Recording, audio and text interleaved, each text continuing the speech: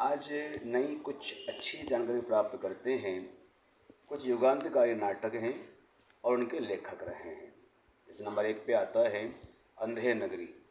इसके लेखक रहे हैं भारतेंदु हरिश्चंद्र।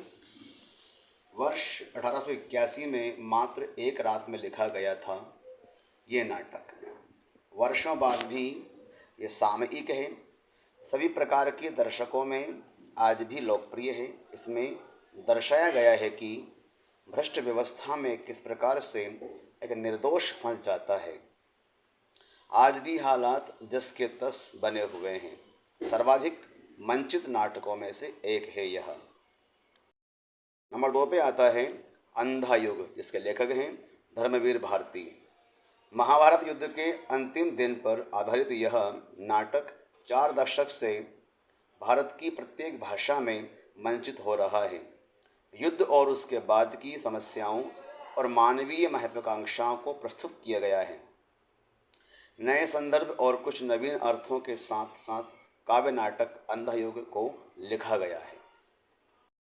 अगला है आषाढ़ का एक दिन। लेखक मोहन राकेश। कलाकार के समक्ष सृजन या सत्ता में से किसी एक को चुनने का प्रश्न और फिर उसकी परिणति। यह एक ऐसा कथ्य था जिसने रंगकर्मियों को झकझोर कर रख दिया। इसे आधुनिक युग का प्रथम हिंदी नाटक कहा जाता है। यथार्थवाद के भारतीय स्वरूप का उदाहरण है आषाढ़ का एक दिन। बकरी क्रमांक 4 पर आता है। इसको लिखा है लेखक सर्वेश्वर दयाल सक्सेना जी ने। 7वें दशक में रंगमंच में लोक तत्वों को लेकर लिखे गए नाटकों में से सबसे सफल और चर्चित रहा है बकरी। नौटंकी लोक नाट्य शैली के गीत संगीत के माध्यम से एक आधुनिक कथ्य की प्रस्तुति की गई है कि नेता लोग किस तरह जनता को अपनी स्वार्थ पूर्ति का साधन बनाते हैं। अगला क्रम है 5 पे आता है कबीरा खड़ा बाजार में। लेखक रहे हैं भीष्म साहनी। धर्मांधता और मिथ्या धारणाओं के विरुद्ध अनथक संघर्ष करने वाला यह व्यक्ति हमारे बीच आज भी एक स्थायी और प्रेरक मूल्य की तरह स्थापित है। कबीरा खड़ा बाजार में कबीर के ऐसे ही मूल्यवान व्यक्तित्व को प्रस्तुत करने वाली बहुचर्चित और चर्चित नाटकृति है, बहुमंचित और चर्चित नाटकृति है।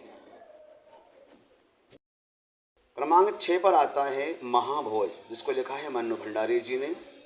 अपराध और राजनीति के गठजोड़ का यथार्थवादी चित्रण किया गया। इसमें उपन्यास के रूप में प्रकाशन, बाद में नाटक के तौर पर मंचन। नाटक में दर्शाया गया है कि नेता किस तरह चुनाव जीतने के तरह तरह के आपराधिक हथकंडे अपनाते हैं। इस कथ्य को आम आदमी ने भुगता और झेला है। क्रमांक 7 पर आता है जिस लाहौर। इसके लेखक हैं असगर फजाहत। 1947 के भारत विभाजन की पृष्ठभूमि पर लिखा गया नाटक जिस लाहौर नहीं देखा है। कहानियों और उपन्यासों में भले ही यह कथ्य बार बार आता रहा हो, लेकिन नाटक में अपनी आँखों के सामने देखने वाले दर्शकों और इसका कथानक पूरी तरह से ओतप्रोत कर देता है। आपके सामने युगांतकारी नाटक और उनके लेखक की जानकारी। आशा है आपको ये जानकारी अच्छी लगी होगी, आपके लिए बड़ी काम की सिद्ध होगी। ऐसे ही और भी अन्य जो महत्वपूर्ण जानकारी प्राप्त करने के लिए आप देखते रहें यशवंत सर क्लासेस।